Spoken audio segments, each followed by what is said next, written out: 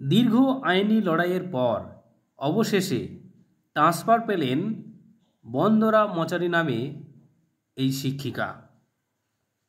তিনি কিভাবে আবেদন করেছিলেন, কিভাবে বা হাইকোর্টের দ্বারস্থ হয়েছেন, চলুন বন্ধুরা ডিটেলসে দেখে নেওয়া যাক।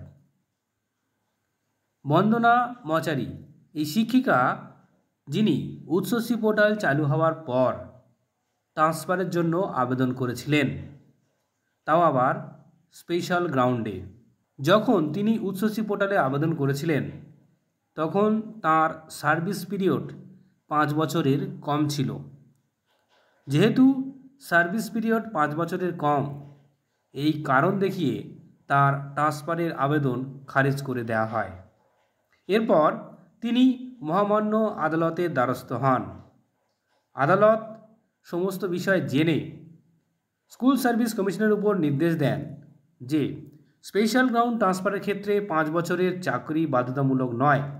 সেক্ষেত্রে অ্যাপ্লিকেশান বিবেচনা করতে হবে এবং আবেদনকারীকে ট্রান্সফারের যোগ্য হলে অবশ্যই তাকে তার পছন্দের স্কুলে ট্রান্সফার দিতে হবে।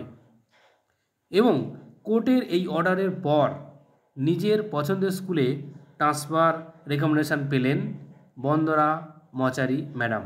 এই সমস্ত প্রক্রিয়া যিনি আইনি সহায়তা করেছেন অর্থাৎ আইনজীবী হলেন শুভ্রপ্রকাশ লাহিড়ী।